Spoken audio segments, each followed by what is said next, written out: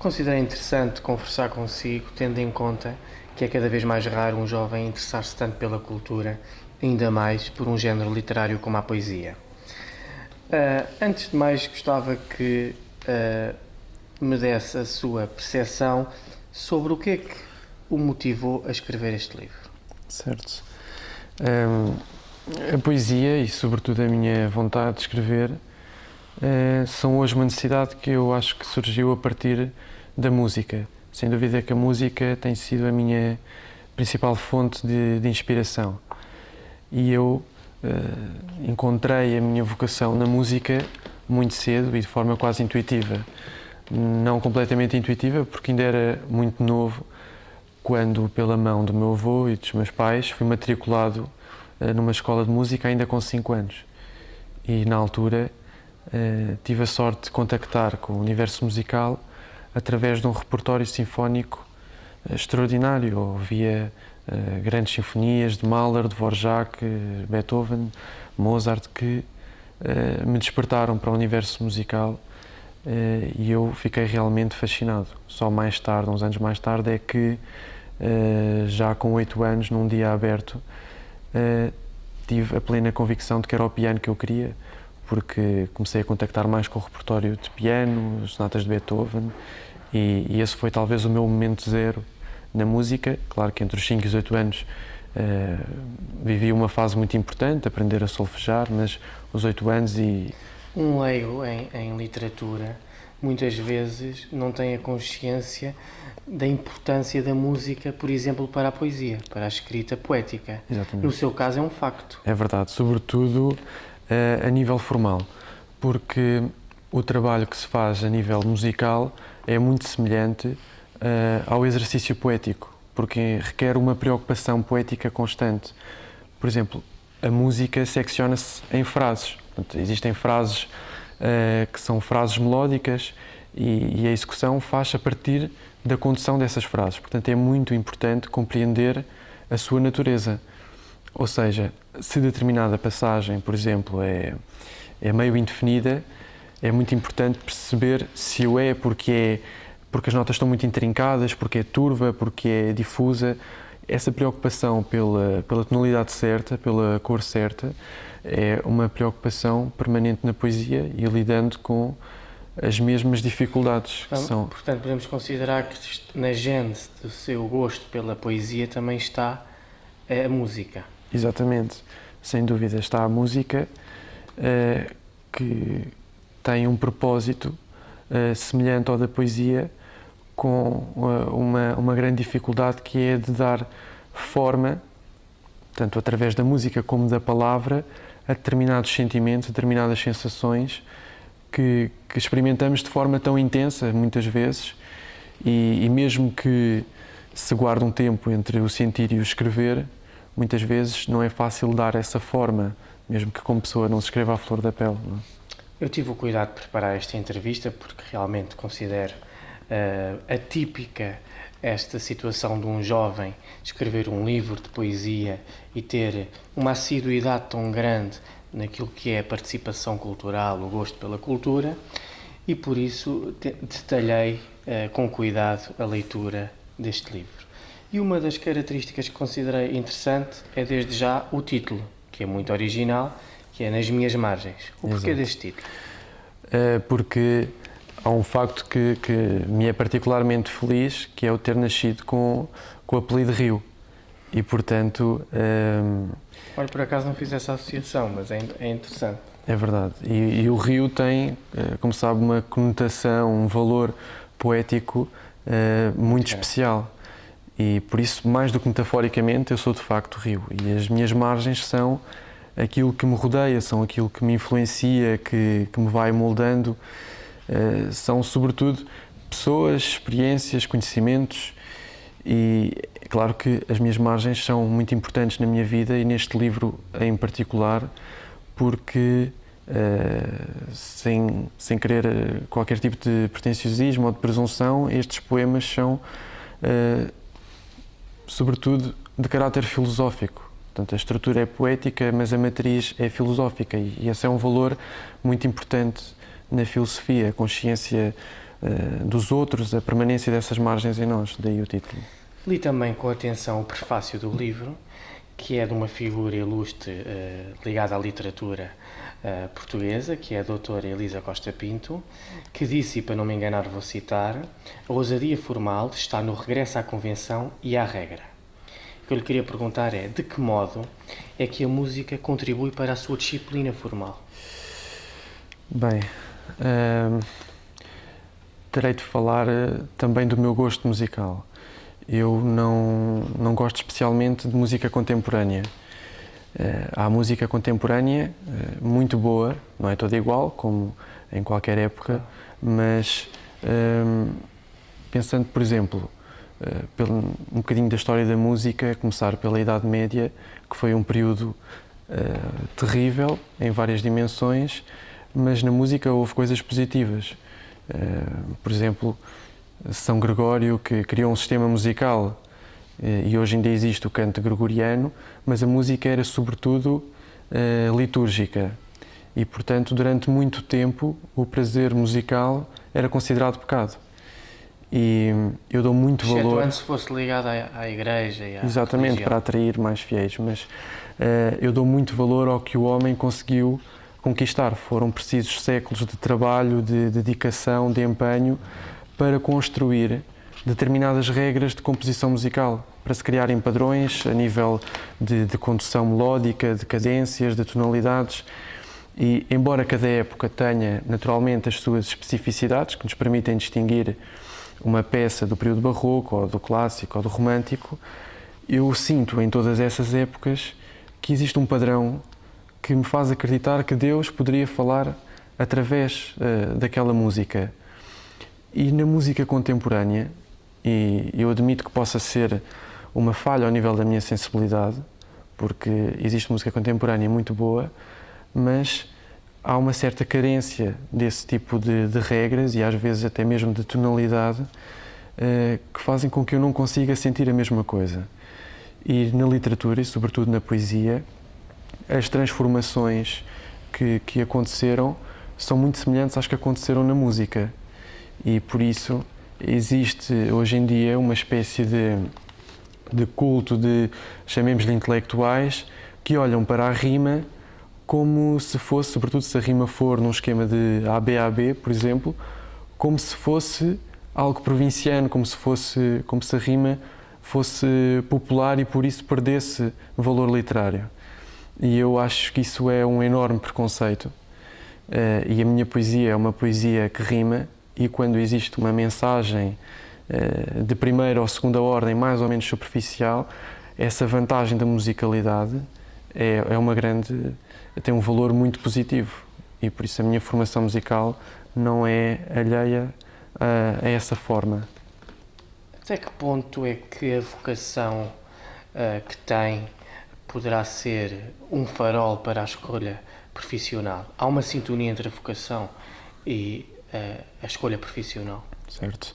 É uma pergunta muito pertinente, sobretudo na minha idade, porque existem cada vez mais programas de orientação, porque é uma idade de ingresso no ensino superior, muitos testes psicotécnicos para auxiliarem os jovens numa escolha que é determinante para a sua vida. Mas eu creio que a vocação é algo que transcende muito esse tipo de metodologia, porque esses testes têm uma dimensão positiva, que é o facto das pessoas que o fazem terem, de certa forma, uma certificação mais ou menos científica que as permite resignarem-se com a escolha que tomaram. Decidem de uma determinada maneira, mas sentem que houve uma certificação que validou essa escolha. E esse é um dos maiores problemas. Seja, não vão convictamente, mas a posteriori, por exemplo, do curso, funciona quase como depois da certificação é que estão convictos. Exato, é assim, quando se faz a priori, eu acredito que não se consiga determinar essa vocação a priori com base num teste psicotécnico, por exemplo. Aquilo que existe é, de certa forma, uma certificação que as pessoas infelizmente, muitas precisam. A sociedade, e creio que esse é um dos maiores problemas, precisa muito daquilo que é o peso avaliativo, quando aquilo que há de mais importante não é avaliável ao nível do pensamento e das nossas convicções. E agora estava-me a lembrar de um texto que posso ser pouco rigoroso, porque já o li há muito tempo, um texto de Agostinho da Silva, justamente sobre essa ideia de que falou da vocação e da profissionalização, e acho que a ideia era mais ou menos esta, de que as profissões surgem para colmatar determinadas necessidades, ou seja, a medicina existe porque porque a doença existe, a engenharia existe porque ainda não alcançamos o conforto mecânico mais satisfatório para as nossas vidas, mas essa reposição do equilíbrio, esse fazer face às necessidades, em nada acrescenta, em nada nos transcende. Portanto, eu creio que a verdadeira vocação se encontra na altura em que conseguimos acrescentar qualquer coisa ao universo. E isso vem no momento em que, por exemplo, conseguimos solucionar qualquer coisa que ainda não tinha solução a partir dos meios que já tínhamos, ou ainda mais, conseguimos inventar o problema e solucioná-lo ao mesmo tempo. A vocação está nesse toque de Deus em nós, nessa capacidade de criar. Daí que eu me sinto extremamente realizado com a música e com a poesia, porque existe esse propósito criacional que hoje em dia é muito difícil, porque é difícil ser sempre empreendedor, é difícil criar. Analisei com um certo detalhe o seu currículo e o seu percurso, e uma das características que achei interessante foi exatamente, além de toda esta ligação à cultura, também tem um interesse e uma participação cívica e um interesse pela comunidade. Antes de mais, porque foi presidente da Associação de Estudantes da sua escola, enquanto estudante 12º. O que é que nos pode contar dessa sua experiência enquanto dirigente de uma entidade cívica? Bem, a escola onde eu fui presidente da Associação de Estudantes é uma escola com imensa história no Concelho de Oeiras. Imensas pessoas o ano passado me falaram com imenso carinho, com imensa nostalgia em relação à escola, e é estranho, sente-se mesmo no espaço essa história, e mais do que o espaço, a escola tem as pessoas que são extraordinárias, a direção, professores. Os melhores professores que eu tive foram na escola secundária de Linda a Velha, uma biblioteca fantástica com imensas iniciativas, atividades, fruto também do trabalho da professora Paula Fonseca, um clube de cinema que tem influenciado muitos jovens que até acabaram por seguir essa área, e sobretudo os alunos, principalmente os alunos que são extraordinários, e sentir que pude fazer parte de um órgão associativo que os representa foi uma enorme responsabilidade, mas confesso que também me deu algum orgulho e uma enorme felicidade por tê-lo feito. Outra característica que considerei que enriquece o seu perfil e que o torna um jovem diferente, sem dúvida, do comum, e ainda reforça mais a excelência da sua pessoa, exatamente, além de todas destes interesses e estas participações, é também um político, porque foi candidato à Assembleia Municipal do Concelho de Oeiras. O que é que nos pode dizer desta experiência? Bem, às vezes quando penso na política, lembro-me de uma pergunta de um professor de filosofia no 10º ano, uma pergunta colocada à turma, que foi: numa mesa estão 2 filósofos e noutra mesa estão 2 políticos. Como é que se pode distinguir onde é que estão os filósofos dos políticos se estiverem todos a discutir? E a resposta foi de que na mesa dos filósofos ninguém quer ganhar a discussão. E pode parecer um contrassenso, mas esse acabou por ser o princípio de qualquer motivação que eu possa ter, no sentido de ter um papel mais ativo na política. Portanto, mais uma vez, a premissa filosófica o motiva. É verdade. A filosofia é totipotente, é muito importante e é necessária à política. Ignorando a questão da argumentação, claro que também é importante, mas uma boa argumentação pode ser utilizada tanto por um bom político, no sentido mais nobre do termo, como por um sofista que quer vigarizar. Aquilo que tem de melhor é o facto de, por muito utópicas que sejam as nossas ideias, podermos conceber modelos civilizacionais, planos de ética, planos de moralidade, mas o problema lá está, é que na mesa dos filósofos ninguém ganha a discussão. E não quero com isto dizer que o importante é ganhar, que o importante é ter a razão. Evidentemente que não é isso, mas aquilo que às vezes me frustra é o facto de se estar em permanente discussão sem haver muitas vezes uma aplicabilidade em que na política se consegue de forma mais imediata e ao serviço da polis. Cumprindo o Oeiras Digital um dever de interesse público e sendo um jornal online do Concelho de Oeiras, era interessante saber qual é a sua ligação ao Concelho e também se o Concelho de Oeiras lhe deu as possibilidades e as condições para desenvolver o trabalho de excelência que já desenvolveu. Em primeiro lugar, obrigado. Oeiras é um concelho extraordinário, ainda falando no âmbito cultural, com uma excelente oferta, mas aquilo que de melhor tem e eu tenho a felicidade de usufruir disso são os espaços maravilhosos, de uma beleza única e que nos permite observar, que nos permite contemplar, e isso é um princípio fundamental para sermos felizes, e eu sou muito feliz aqui. Antes de terminar, queria saber se em todo este percurso, depois de já ter um livro publicado, todas as pessoas que contribuíram, de certa forma, para o seu sucesso, se gostava de fazer algum agradecimento especial, alguns agradecimentos.